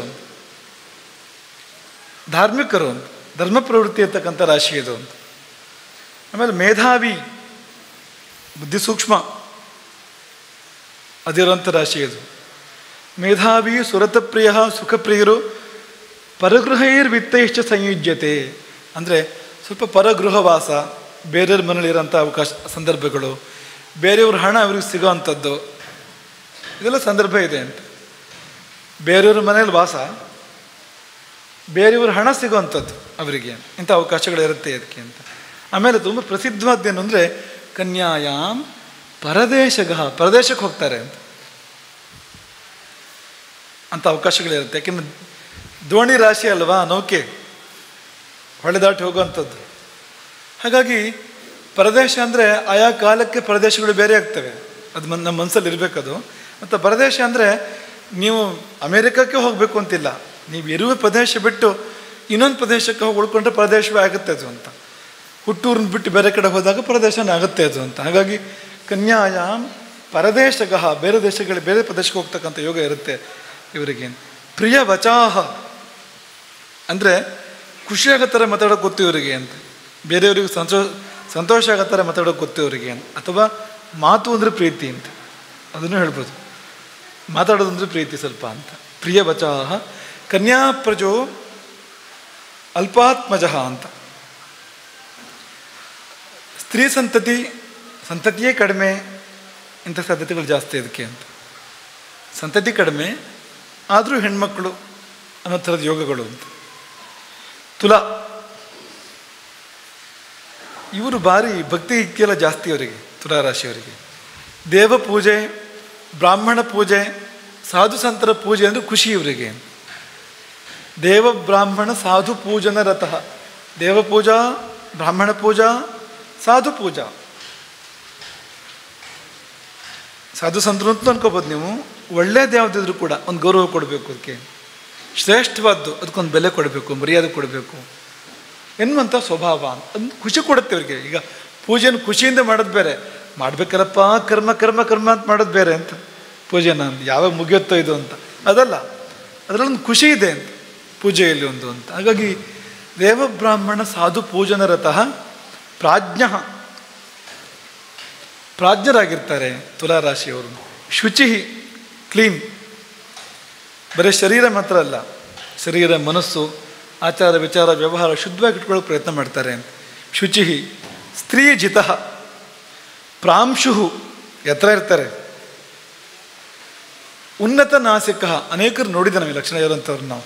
ಉನ್ನತ ನಾಸಿಕ, ಅವರೂ ಎತ್ತರ, ಅವರು ಮೂಗು ಎತ್ತರ ಅಂತ, ಎರಡೂ ಅಂತ, ಎತ್ತರದ ಮೂಗು. ಕೃಶ ಚಲದ್ ಗಾತ್ರ, ಸಪುರ ಶರೀರ, ಸ್ವಲ್ಪ ಸಡಿಲ ಅವಯವಗಳು. ಅವಯವಗಳು ತುಂಬ ಹಿಂಗೆ ಕೆಲವರಿಗೆ ಹೇಗಿರುತ್ತೆ ಅಂದರೆ ಬಿಗಿಯಾಗಿ ಒಂದಕ್ಕೊಂದು ಸೇರಿರುತ್ತೆ, ಆ ಥರ ಅಲ್ಲ, ಚೂರು ಸಡಿಲ ಕೃಶ ಇರ್ತಕ್ಕಂಥ ಅವಯವಗಳು. ಅಟನಃ, ಓಡಾಟ ಜಾಸ್ತಿ, ಓಡಾಟದ ಬಗ್ಗೆ ಅಭಿರುಚಿ ಇರುತ್ತೆ ಅವರಿಗೆ. ಅರ್ಥಾನ್ವಿತ, ಶುಕ್ರನ ರಾಶಿ ಆಗಿದ್ದರಿಂದ ಸಂಪತ್ತಿರುತ್ತೆ ಅವರಿಗೆ. ಹೀನಾಂಗ, ಯಾವುದೋ ಒಂದು ಅಂಗ ವ್ಯತ್ಯಾಸ ಇದ್ದೇ ಇದೆ ಅಂತ. ತುಲಾರಾಶಿ ಅಂದರೆ ಕೊನೆ ಪಕ್ಷಿ ಒಂದು ಕಾಲು ಚೂರು ಗಿಡ್ಡ ಹೀಗಾರು ಇರ್ಬೋದು ಅಂತ. ಒಂದು ಅಂಗ ಏನೋ ಒಂದು ಚೂರು ವ್ಯತ್ಯಾಸ ಇರುತ್ತೆ, ಕಡಿಮೆ ಇರುತ್ತೆ ಅವರಿಗೆ ಅಂತ. ಹೀನಾಂಗ ಅಂತ. ಕ್ರಯ ವಿಕ್ರಯೇಶು ಕುಶಲ, ವ್ಯಾಪಾರ ವ್ಯವಹಾರದಲ್ಲಿ ಕೌಶಲ ಇರುತ್ತೆ ಅವರಿಗೆ. ತುಲಾರಾಶಿ ಅಲ್ವಾ ಹೇಳಿ ಕೇಳಿ. ಹಾಗಾಗಿ ಕ್ರಯ ವಿಕ್ರಯದಲ್ಲಿ ಕೊಟ್ಟು ತಗೊಂಡು ಮಾಡೋದ್ರಲ್ಲಿ ಬೇಕಾಗುವಂಥ ದಕ್ಷತೆ ಇರುತ್ತೆ, ಸೂಕ್ಷ್ಮತೆ ಇರುತ್ತೆ ಅವರಿಗೆ. ದೇವದ್ವಿನಾಮ ಅಂತ ದೇವರ ಹೆಸರು ಇಟ್ಕೊಂಡಿರ್ತಾರೆ, ಅಥವಾ ದ್ವಿನಾಮ ಎರಡು ಹೆಸರು ಇರುತ್ತೆ ಅವರಿಗೆ. ನಾವು ತುಂಬ ಜನರು ನೋಡಿದ್ದೀವಿ, ನಾವು ತುಲಾರಾಶಿಯವ್ರನ್ನ ತುಂಬ ಜನರು ನೋಡಿದ್ದೀವಿ, ಎರಡು ಹೆಸರು ಇರುತ್ತೆ ಅವರಿಗೆ ಸಾಮಾನ್ಯವಾಗಿ. ಇತ್ತೀಚೆಗೊಬ್ಬರು ಆಕೆ ಹೆಸರು ಸ್ಮಿತಾ ಅಂತ, ತುಲಾರಾಶಿ ಅಂತ ಆಕೆ ಅಂದಾಗ ನಿಂಗೆ ಎರಡು ಹೆಸರು ಇದೆಯಾ ಕೇಳಿದ್ವಿ ನಾವು. ಇಲ್ವಲ್ಲ, ಒಂದೇ ಹೆಸರು ಅಂದ್ಲು. ನೆನಪು ಮಾಡ್ಕೊ ಅಂದ್ಲು. ಆಮೇಲೆ ನೆನಪು ಮಾಡ್ಕೊಂಡ್ಳು. ನೆನಪು ಮಾಡ್ಕೊಂಡ್ರೆ ಚಿಕ್ಕ ವಯಸ್ಸಲ್ಲಿ ಇವಳು ಭಾರತದಲ್ಲಿ ಇದ್ದವಳು. ಆಗ ಸ್ಮಿತಾ ಅನ್ನೋದು SMITHA ಇತ್ತು. ಅವಳು ಅಮೇರಿಕಕ್ಕೆ ಹೋದ್ಲು. ಆಮೇಲೆ ಮದುವೆಯಾಗಿ ಅಮೇರಿಕಕ್ಕೆ ಹೋದ್ಲು. ಅಮೇರಿಕಕ್ಕೆ ಹೋದ್ಮೇಲೆ ಬದಲಾಯಿಸ್ಕೊಂಡು ಹೆಸರನ್ನ SMITA ಅಂತ ಬದಲಾಯಿಸ್ಕೊಂಡ್ಲು ಅದನ್ನ. ಅಂತೂ ಎರಡು ಹೆಸರು ಅಂತ, ಏನೋ ಒಂದಾಗಿ ಅಂತೂ ಎರಡು ಹೆಸರು ಅಂತ. ಅದೊಂದು ಯಾಕೆಂದ್ರೆ ಡಿಕ್ಲರೇಷನ್ ಕೊಟ್ಟು ಬದಲಾವಣೆ ಮಾಡ್ಕೋಬೇಕಾಗತ್ತೆ. ಹೆಸರು ಬದಲಾವಣೆ ಮಾಡ್ಕೊಳ್ಳೋದು ನಮ್ಮ ದೇಶದಲ್ಲಾದರೂ ಕೂಡ ಸುಲಭ ಇಲ್ಲ ಅಂತ. ಅದೊಂದು ಬೇರೆ, ಇದೊಂದು ಬೇರೆ ಅಂತಲೇ ಕಾನೂನು ಪರಿಗಣನೆ ಮಾಡುತ್ತೆ. ಎರಡು ಒಂದೇ ಒಂದು ಕಾನೂನು ಪರಿಗಣನೆ ಮಾಡೋದಿಲ್ಲ ಅಂತ. ಹಾಗಾಗಿ ತುಲಾ ತಕ್ಕಡಿ ಎರಡಲ್ವಾ, ಹಾಗಾಗಿ ಎರಡು ಹೆಸರು ಇರ್ತಕ್ಕಂಥ ಸಾಧ್ಯತೆಗಳು ಇದ್ದೇ ಇರುತ್ತೆ ಅವರಿಗೆ, ತುಲಾ ರಾಶಿಯವರಿಗೆ. ಸರುಕ್, ಏನೋ ಒಂದು ಕಾಯಿಲೆ ಇದ್ದೇ ಇರುತ್ತೆ. ಆರೋಗ್ಯದ ವಿಷಯದಲ್ಲಿ ಒಂದು ಗಡಿಬಿಡಿ ಇದ್ದೇ ಇದೆ, ಏನೋ ಒಂದು ಅಂತ. ಬಂಧುವನ ಉಪಕಾರಕೃತ್, ಇವರ ಸ್ವಭಾವ ಏನಂದರೆ ನೆಂಟರು ಇಷ್ಟರಿಗೆ ಉಪಕಾರ ಮಾಡ್ತಾರೆ. ಇವರು ನಮ್ಮ ಬಂಧು ಬಳಗಕ್ಕೆ ಉಪಕಾರ ಮಾಡ್ತಾರೆ, ಇದು ಪಕ್ಕ. ಯಾರಿಗೆ ಉಪಕಾರ ಮಾಡ್ತಾರೋ ಅವ್ರು ಇವ್ರ ಮೇಲೆ ಕೋಪ ಮಾಡ್ಕೊಳ್ತಾರೆ, ಇವ್ರನ್ನ ಬಿಡ್ತಾರೆ ಅವರು. ಇದು ಕೂಡ ತುಂಬ ಅನುಭವದಲ್ಲಿ ಇರೋ ಅಂಥದ್ದು ಅಂತ. ಉಪಕಾರ ನಾವು ಮಾಡೋದು ನಮ್ಮ ಬಂಧು ಬಳಗಕ್ಕೆ, ಅವರು ಖುಷಿ ಪಡೋದು ಬಿಟ್ಟು ನಮ್ಮ ಮೇಲೆ ಬೇಜಾರು ಮಾಡ್ಕೊಳ್ಳೋದು, ನಮ್ಮ ಮೇಲೆ ಸಿಟ್ಟು ಮಾಡ್ಕೊಳ್ಳೋದು, ನಮ್ಮನ್ನು ದೂರ ಮಾಡೋದು. ತುಲಾರಾಶಿಗೆ ಇದೊಂದು ಸಂದರ್ಭ ಇದೆ. ವೃಶ್ಚಿಕದವರಿಗೆ ಕಣ್ಣು ದೊಡ್ಡದು, ಎದೆ ವಿಶಾಲ ಅಂತ. ಪೃಥುಲ ನಯನ ವಕ್ಷಾಹ, ನಯನ ಮತ್ತು ವಕ್ಷಸ್ಥಲ ಎರಡು ಕೂಡ ವಿಶಾಲವಾಗಿರುವಂಥದ್ದು ಆ ರಾಶಿಗೆ. ವೃತ್ತ ಜಂಘೋರು ಜಾನುಹು, ಈ ಮೂರು ಅವಯವಗಳು ವೃತ್ತಾಕಾರವಂತೆ. ಯಾವುದು? ಜಂಘ, ಊರು, ಜಾನು. ಮಂಡಿ ಕೆಳಭಾಗ ಮತ್ತು ಮೇಲ್ಭಾಗ, ತೊಡೆ ಮಂಡಿ ಮತ್ತು ಕಣಕಾಲು ಅಂತ ಹೇಳ್ತಾರಲ್ಲ, ಕೆಳಗಡೆ ಭಾಗ. ಈ ಮಂಡಿಯಿಂದ ಗುಲ್ಫ ಅದರ ಮಧ್ಯೆ ಇರ್ತಕ್ಕಂಥ ಭಾಗ ಇದೆಯಲ್ಲ, ಇದೆಲ್ಲ ವೃತ್ತಾಕಾರ, ಕಾಲು ವೃತ್ತಾಕಾರ ಅಂತ ಸಾಮಾನ್ಯವಾಗಿ ಅಂತ ಅವರಿಗೆ ಅಂತ. ವೃತ್ತ ಜಂಘೋರು ಜಾನುಹು, ಇದು ದೇಹ ಲಕ್ಷಣ. ಜೀವನದಲ್ಲಿ ಜನಕ ಗುರುವಿಯುಕ್ತ, ತಂದೆಯಿಂದ ದೂರ ಆಗ್ತಾರೆ, ಗುರುವಿನಿಂದ ದೂರ ಆಗ್ತಾರೆ. ಅಂದರೆ ಪಿತೃವಿಯೋಗ, ಎಲ್ಲರಿಗೂ ಪಿತೃವಿಯೋಗ ಒಂದಲ್ಲ ಒಂದು ಕಾಲದಲ್ಲಿ ಬಂದೇ ಬರೋವಂಥದ್ದು. ಇದು ಹಾಗಲ್ಲ. ಇದು ಜೀವನದಲ್ಲಿ ಬೇಗ ಬರ್ಬೋದು, ಅಕಾಲದಲ್ಲಿ ಬರ್ಬೋದು, ಅಕಾರಣವಾಗಿ ಬರ್ಬೋದು. ಹಾಗಾಗಿ ತಂದೆಯಿಂದ ಗುರುವಿಂದ ದೂರ ಆಗ್ತಕ್ಕಂಥ ಸಂದರ್ಭಗಳು. ಶೈಶವೇ ವ್ಯಾಧಿತಶ್ಚ, ಚಿಕ್ಕ ವಯಸ್ಸಲ್ಲಿ ಕಾಯಿಲೆ ಬಂದು ಹೋದರೆ ರಗಡೆಯಲ್ಲಿ ಬಿಡಿ, ಆಮೇಲೆ ಚೆನ್ನಾಗಿದ್ರೆ ಆಯಿತು. ಶೈಶವೇ ವ್ಯಾಧಿತಶ್ಚ ಅಂತ. ಆಮೇಲೆ ಇವ್ರಿಗೆ ಒಂದು ಯೋಗ ಏನು ಅಂದರೆ ರಾಜಪೂಜ್ಯತ್ವ ಅಂತ. ಸರ್ಕಾರದಲ್ಲೋ ಅಧಿಕಾರಿಗಳ ಮಧ್ಯದಲ್ಲೋ ಅಥವಾ ರಾಜನ ಆಸ್ಥಾನದಲ್ಲೋ ಗೌರವ ಸಿಗುತ್ತೆ ಅವರಿಗೆ ಅಂತ. ನರಪತಿ ಕುಲ ಪೂಜ್ಯ, ರಾಜರಿಂದ ರಾಜಕುಲದಿಂದ ಗೌರವ ಸಿಗುವಂಥದ್ದು. ಪಿಂಗಲಹ, ಬಣ್ಣ ಸ್ವಲ್ಪ ಕಂದು ಇರಬಹುದು ಅಂತ.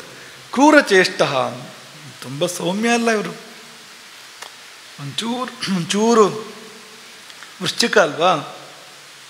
ಇನ್ನು ಝಷ ಕುಲಿಶ ಖಗಾಂಕ, ಗುರುತುಗಳು ಮೈಮೇಲೆ ಇರ್ಬೋದು. ಮೀನದ ಗುರುತಿರ್ಬೋದು ಮೈಮೇಲೆ, ವಜ್ರದ ಗುರುತಿರ್ಬೋದು. ಇಂದ್ರನ ವಜ್ರಾಯುಧ, ವಜ್ರ ಅಂದರೆ ಡೈಮಂಡ್ ಅಲ್ಲ, ವಜ್ರಾಯುಧದ ಆಕೃತಿ, ಮೀನದ ಆಕೃತಿ, ಪಕ್ಷಿಯ ಆಕೃತಿ, ಈ ಆಕೃತಿಗಳು ಮೈಮೇಲೆ ಇರ್ಬೋದು. ಹಾಗಾಗಿ ಜ್ಯೋತಿಷರು ಕೆಲಸದಲ್ಲಿ ಪ್ರಶ್ನೆ ಕೇಳ್ತಾರೆ, ಈ ಗುರುತಿದೆಯಾ, ಆ ಗುರುತಿದೆಯಾ, ಇಲ್ಲಿ ಮಚ್ಚೆ ಇದೆಯಾ ಅಂತೆಲ್ಲ ಕೇಳ್ತಾರೆ, ಒಂದು ಕನ್ಫರ್ಮ್ ಮಾಡ್ಕೊಳ್ಳೋದಕ್ಕೆ, ಸರಿ ಇದೆಯಾ ಜಾತಕ ಅಂತ. ಇಲ್ಲೆಲ್ಲ ಇಂಥ ಕಡೆನೇ ಸಿಗೋದಲ್ಲ ಅಂತ. ಮತ್ತು ಇನ್ನೊಂದು ಇವರು ಸ್ವಭಾವ ಏನು ಅಂದರೆ, ಚೇಳು ಏನು ಮಾಡುತ್ತೆ, ಚೇಳು ಆದಷ್ಟು ಮುಚ್ಚು ಮರೆ ಸಂಧಿ ಮೂಲೆ ಎದುರುಗಡೆ ಬಂದು ಕಾಣಿಸ್ಕೊಡೋದಿಲ್ಲ. ಸಿಂಹ ಆದರೆ ಬಂದು ನಿಲ್ಲುತ್ತೆ ಎದುರುಗಡೆಗೆ, ಚೇಳು ಎದುರು ಬರಲ್ಲ ನೋಡಿ ಅಂತ. ಈ ವೃಶ್ಚಿಕ ರಾಶಿಯವ್ರದ್ದು ಏನು ಅಂದರೆ, ಅವರೊಳಗಿನ ದೋಷಗಳು ಹೊರಗೆ ಬರಲ್ಲ, ಅಥವಾ ಅವರ ನೋವು ಕೂಡ, ಅವರ ದುಃಖ ಕೂಡ ಎಷ್ಟೋ ಸರ್ತಿ ಹೊರಗೆ ಬರಲ್ಲ. ಒಳಗೇ ಉಳ್ಕೊಂಡು ಅಲ್ಲೇ ಕೊರೆದು ಕೊಳ್ತು ಅವೆಲ್ಲ ಸಾಧ್ಯತೆಗಳು ಅಂತ. ಛನ್ನಪಾಪ ಅಂದರೆ ದೋಷಗಳು ಹೊರಗೆ ಬರಲ್ಲ, ಗೊತ್ತಾಗಲ್ಲ, ಹಾಗೆ ನೋವುಗಳು ಕೂಡ ಅಂತ. ಧನುರಾಶಿ ಹೇಗೆ ಅಂದರೆ, ಅವರಿಗೆ ಮುಖ ಉದ್ದ ಇರ್ಬೋದು, ಕುತ್ತಿಗೆನೂ ಉದ್ದ ಇರ್ಬೋದು. ವ್ಯಾದೀರ್ಘಾಸ್ಯ ಶಿರೋಧರ, ಮುಖ ಮತ್ತು ಕುತ್ತಿಗೆ ಉದ್ದ ಇರ್ಬೋದು. ಪಿತೃಧನ, ತಂದೆಯಿಂದ ಸಂಪತ್ತು ಬರ್ಬೋದು. ತ್ಯಾಗಿ, ಇವರಿಗೂ ತ್ಯಾಗ ಸ್ವಭಾವ ಇದೆ.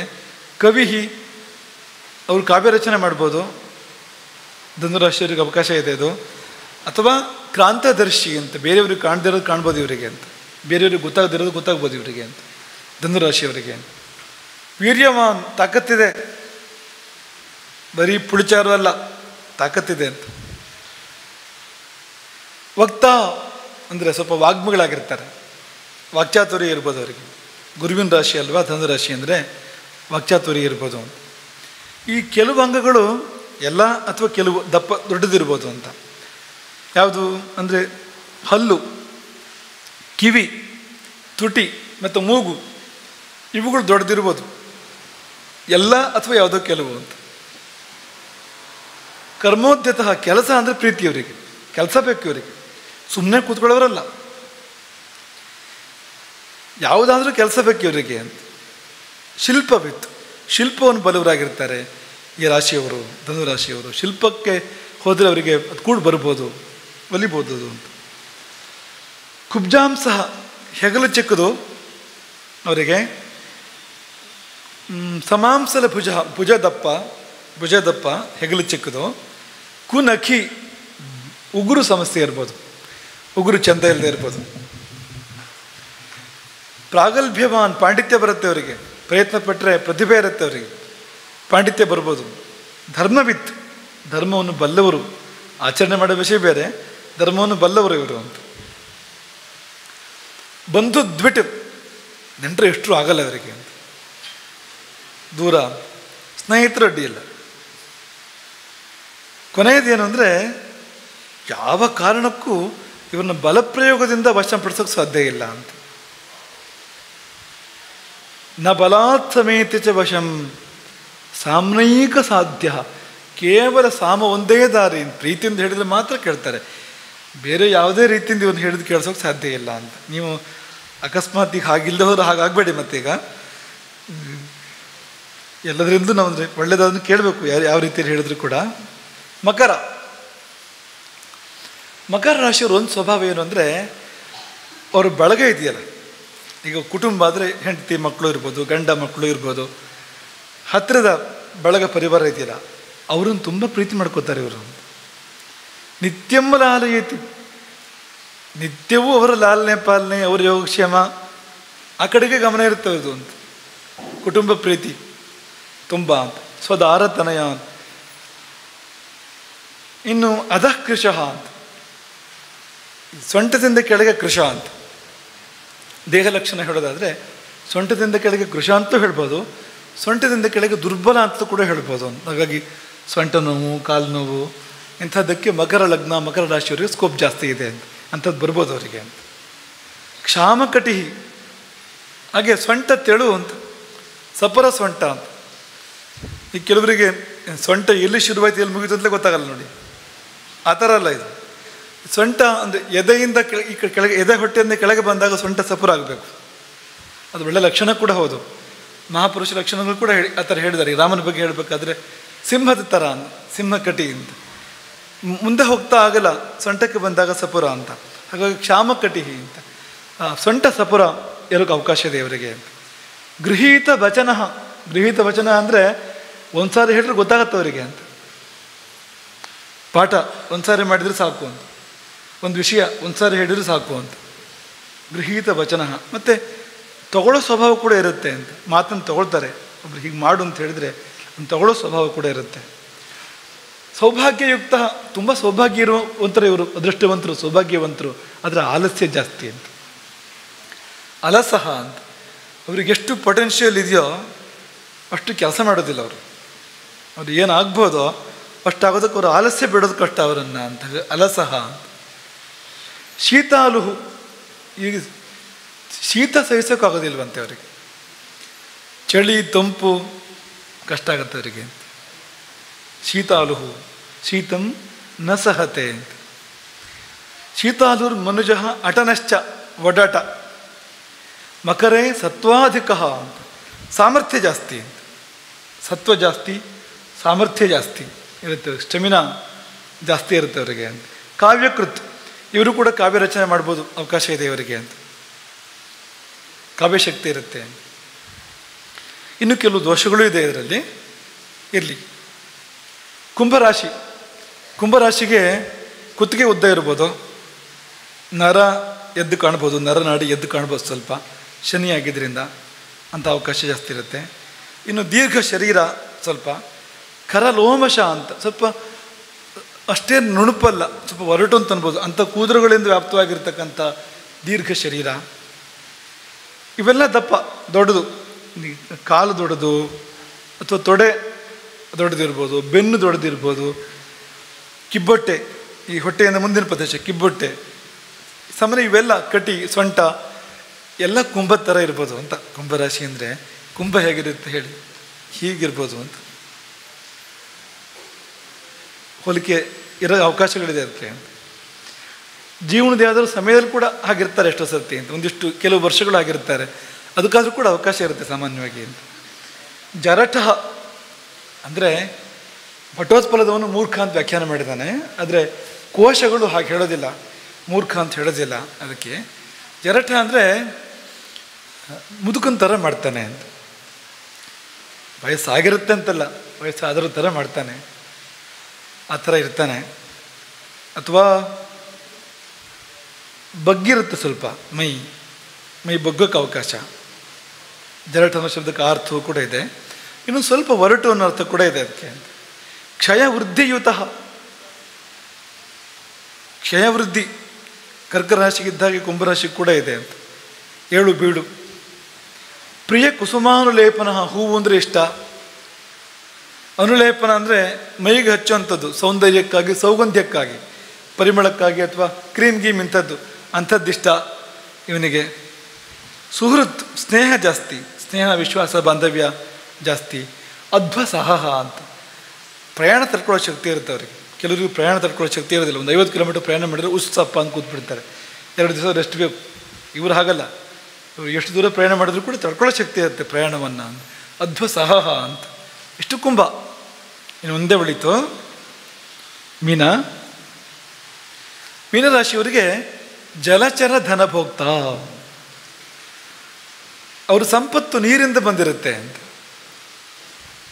ಅಂದರೆ ಅವ್ರ ಸಂಪಾದನೆ ಏನಿದೆ, ನೀರಿಂದ ಬರುವಂಥದ್ದು. ಈಗ ಮುತ್ತು ಇರ್ಬೋದು, ಹವಳ ಇರ್ಬೋದು, ಮೀನು ಇರ್ಬೋದು, ಇನ್ನೇನೋ ಕಮಲ ಇರ್ಬೋದು, ನೀರಲ್ಲಿ ಏನೇನಾಗುತ್ತೋ ಅಂಥದ್ದು ಅಂತ. ಮುಖ್ಯವಾಗಿ ನೀರಿಂದ ಆಗ್ತಕ್ಕಂಥದ್ದು, ನೀರು ತುಂಬಬೇಕು ಅಂತ.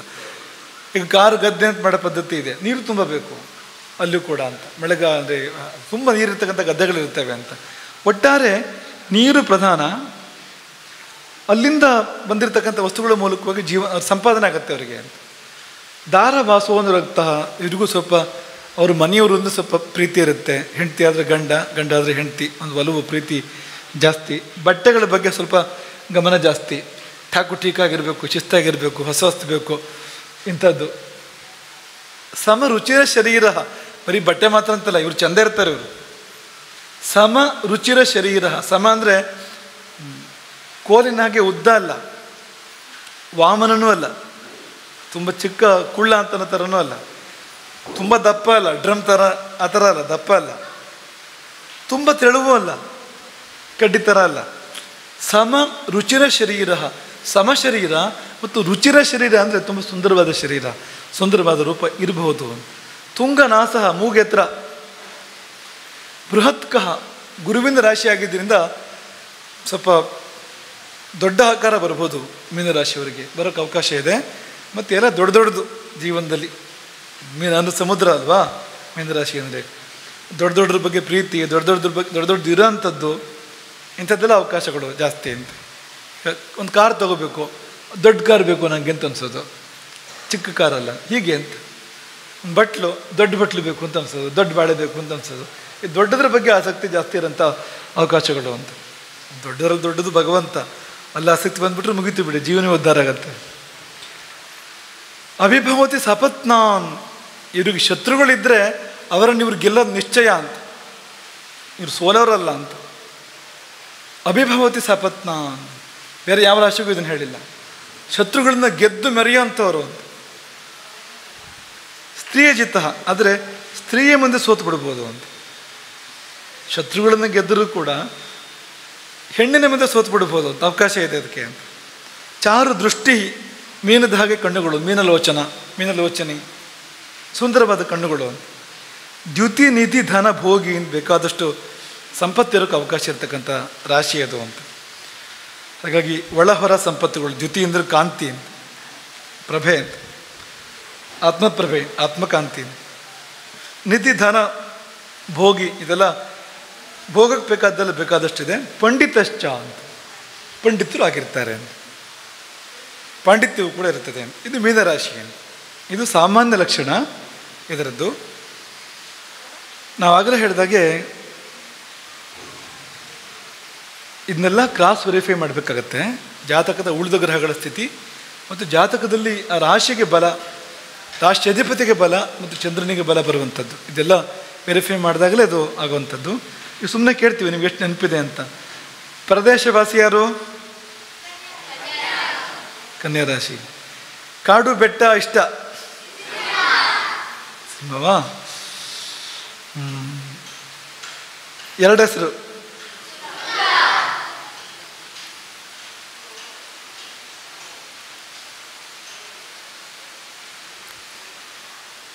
ಶೀತ ಸಹಿಸ್ಕೊಳ್ಳೋದಿಲ್ಲ, ಕ್ಷಯವೃದ್ಧಿ ಎರಡೂ ಇದೆ. ಕುಂಭವೂ ಹೌದು, ಕರ್ಕವೂ ಹೌದು, ಎರಡು ರಾಶಿಗಳಿಗಿದೆ. ಹೂವು ಅಂದರೆ ಇಷ್ಟ, ಹೌದಾ? ಕಾವ್ಯ ರಚನೆ ಮಾಡೋ ಶಕ್ತಿ ಇದೆ.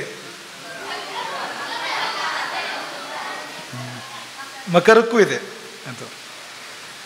ಇನ್ನು ಬಲಪ್ರಯೋಗದಿಂದ ವಶಪಡಿಸ್ಕೊಳ್ಳೋಕೆ ಸಾಧ್ಯ ಇಲ್ಲ, ಪ್ರೀತಿಯಿಂದ ಮಾತ್ರ ವಶಪಡಿಸ್ಬೋದು. ಎರಡು ರಾಶಿಗಿದೆ, ಹೌದು. ಇನ್ನು ರಾಜಪೂಜಿತ ಅಂದ್ರೆ ರಾಜರಿಂದ ಗೌರವ ಪಡ್ಕೊಳ್ತಾರೆ. ವೃಶ್ಚಿಕ. ಕಣ್ಣು ದೊಡ್ಡದು, ಎದೆ ದೊಡ್ಡದು, ವೃಶ್ಚಿಕ. ಕಾಲು ವೃತ್ತಾಕಾರ. ಬರೀ ವೃಶ್ಚಿಕ ಅಂತ ಹೇಳ್ತಾ ಇದ್ದೀರಲ್ಲ ನೀವು. ಸರಿ ಇದೆ, ವೃಶ್ಚಿಕವೇ. ನಾನು ಬೇಕು ಅಂತ ಕೇಳಿದ್ದೆ ಮತ್ತೆ ಅದನ್ನು. ವ್ಯಾಪಾರದಲ್ಲಿ ಕುಶಲರು ಅಂತ. ಎತ್ತರ ಇರ್ತಾರೆ, ಮೂಗು ಎತ್ತರ, ಅವನು ಎತ್ತರ, ಅವನು ಮೂಗು ಎತ್ತರ. ತುಲ. ಇನ್ನು ಈ ಹನು, ಇದು ದಪ್ಪ. ಸಿಂಹಕ್ಕೂ ಹಾಗೆ ಇರುತ್ತಲ್ವಾ, ಮೇಲ್ಗಡೆ ಅಗಲ ಇರುತ್ತೆ ನೋಡಿ ಅದಕ್ಕೆ, ಸಿಂಹಕ್ಕೆ. ಸರಿ ಇದೆ, ನೆನಪಿದೆ ನಿಮಗೆಲ್ಲವೂ ಕೂಡ. ಇದಿಷ್ಟು ರಾಶಿ ಚಿಂತನೆ. ಮುಂದಿನ ಪಾಠ ಇದು ಜೀವ್ಯಾನ ನಂತರ ಬರ್ತಕ್ಕಂಥದ್ದು, ತುಂಬ ಮುಖ್ಯವಾದ ಪಾಠ. ಆ ಪಾಠ ತಪ್ಪಿಸ್ಬೇಡಿ. ಆ ಪಾಠದಲ್ಲಿ ನಾವೇನು ಹೇಳಬೇಕು ಅಂತಿದ್ದೀವಿ ಅಂದರೆ, ಈಗಾಗಲೇ ನಿಮಗೆ ಅದರ ಹಿಂಟ್ ಕೊಟ್ಟಿದ್ವಿ ನಾವು. ಖಗೋಳದಲ್ಲಿ ನಮ್ಮ ಬದುಕನ್ನು ಪ್ರತಿನಿಧಿಸ್ತಕ್ಕಂಥ ರಾಶಿ ಯಾವುದು ಅಂತ ಪತ್ತೆ ಮಾಡ್ಕೋಬೇಕು ಅಂತ. ಖಗೋಳದಲ್ಲಿ ನಮ್ಮ ಜೀವನವನ್ನು ಪ್ರತಿನಿಧಿಸುತ್ತೆ ಅಂತ ರಾಶಿ ಯಾವುದು, ಅದರ ಅಧಿಪತಿ ನಮ್ಮನ್ನು ಪ್ರತಿನಿಧಿಸ್ತಾನೆ. ಉದಾಹರಣೆಗೆ ಅದು ಕುಂಭ ಅಂತಂದರೆ ಶನಿ ನಮ್ಮನ್ನು ಪ್ರತಿನಿಧಿಸ್ತಾನೆ, ಅದು ಮಿಥುನ ಅಂದರೆ ಬುಧ ನಮ್ಮನ್ನು ಪ್ರತಿನಿಧಿಸ್ತಾನೆ. ಹಾಗೆ ನಮ್ಮನ್ನು ಪ್ರತಿನಿಧಿಸುವ ಗ್ರಹ ಯಾವುದು, ನಮ್ಮನ್ನು ಪ್ರತಿನಿಧಿಸ್ತಕ್ಕಂಥ ಆಕಾಶದ ಭಾಗ ರಾಶಿ ಯಾವುದು, ಅದು ಸಿಕ್ಕಿದರೆ ನಮ್ಮ ಜೀವನ ಸಿಗತ್ತೆ ನಮಗೆ ಅಂತ. ಇಲ್ಲಿವರೆಗೆ ಹೇಳಿದ್ದೆಲ್ಲ ಜನರಲ್, ಇದು ಎಲ್ರಿಗೂ ಅನ್ವಯ ಆಗುವಂಥದ್ದು. ಆದರೆ ಈಗ ಮುಂದೆ ಹೇಳೋವಂಥದ್ದು ಪರ್ಸನಲ್. ನಿಮ್ಮ ಜೀವನ ಹೇಗಿರುತ್ತೆ ಅಂತ ತಿಳ್ಕೊಳ್ಬೇಕು. ನಿಮ್ಮ ಸಂಪಾದನೆ ಏನು, ನಿಮ್ಮ ಮಾತು ಹೇಗಿರುತ್ತೆ, ನಿಮ್ಮ ಹಿಂದಿನ ಜನ್ಮ ಏನು, ನಿಮ್ಮ ಮುಂದಿನ ಜನ್ಮ ಏನು, ಅಥವಾ ನಿಮ್ಮ ವೈಯಕ್ತಿಕ ನಿಮ್ಮ ವಿಷಯಗಳು ಅಂತ, ನಿಮ್ಮ ಮನೆ ಅದೆಲ್ಲ ಹೇಗಿರುತ್ತೆ, ನಿಮ್ಮ ತಂದೆ ತಾಯಿ, ನಿಮ್ಮ ವೈಯಕ್ತಿಕ ವಿಷಯಗಳು ಅಂತ, ಅದೆಲ್ಲವನ್ನು ತಿಳಿಸ್ಕೊಡ್ತಕ್ಕಂಥದ್ದು. ನಿಮ್ಗೆ ಒಂದು ಕೇಂದ್ರ ಸಿಕ್ಕಿದರೆ, ಖಗೋಳದಲ್ಲಿ ನಿಮ್ಮ ಕೇಂದ್ರ ಯಾವುದನ್ನು ಗೊತ್ತಾದರೆ ಅಲ್ಲಿ ನಿಂತು ನೋಡಿದರೆ ರಾಶಿಚಕ್ರ ಹೇಗೆ ಕಾಣುತ್ತೆ, ಅದು ನಿಮ್ಮ ಬದುಕು ಅಂತ, ನಿಮ್ಮ ಜೀವನ ಅದು ಅಂತ. ನಿಮ್ಮ ಜೀವನ ಅಂದರೆ ಹಿಂದಿನ ಜೀವನ ಮುಂದಿನ ಜೀವನ ಕೂಡ ಕವರ್ ಆಗುತ್ತೆ ಅದರಲ್ಲಿ, ಅಂಥ ಜೀವನ ಅದು ಅಂತ. ಅದನ್ನು ಮುಂದಿನ ಪಾಠದಲ್ಲಿ ತಿಳಿಸ್ಕೊಡುವಂಥ ಪ್ರಯತ್ನ ಮಾಡ್ತೀವಿ ನಾವು. ಜೀವ್ಯಾನದ ನಂತರ ಬರ್ತಕ್ಕಂಥದ್ದು. ಹಾಗಾಗಿ ಜೀವ್ಯಾನದ ನಂತರ ಬರ್ತಕ್ಕಂಥ ಮೊದಲನೇ ಪಾಠ, ಈ ಜ್ಯೋತಿಷದ ಪಾಠ ಏನಿದೆ ತಪ್ಪಿಸ್ಬೇಡಿ, ತುಂಬ ಮುಖ್ಯವಾಗಿರ್ತಕ್ಕಂಥದ್ದು. ಇಷ್ಟು ಕಲಿತ ಮೇಲೆ ಅದು ತಿಳ್ಕೊಂಡ್ರೆ ತುಂಬ ಉಪಯೋಗ ಆಗುವಂಥದ್ದು ಜಾಸ್ತಿ. ನಿಮಗೆ ನೀವೇ ಗೊತ್ತಾಗ್ತೀರಿ ಅಂತ. ಇದೆಲ್ಲ ಜನರಲಾಗಿ ತಿಳ್ಕೊಳ್ತಕ್ಕಂಥ ವಿಷಯಗಳು. ಇದೆಲ್ಲ ಕೂಡ ಮುಂದೆ ಬರೋವಂಥದ್ದು ನಿಮ್ಮ ವೈಯಕ್ತಿಕ ವಿಷಯಗಳು, ನಿಮ್ಗೆ ಗೊತ್ತಾಗುತ್ತೆ ಅಂತ. ಗೊತ್ತಾಗಬೇಕು, ಅದು ನಮ್ಮನ್ನು ನಾವು ಅರ್ಥ ಮಾಡ್ಕೋಬೇಕು.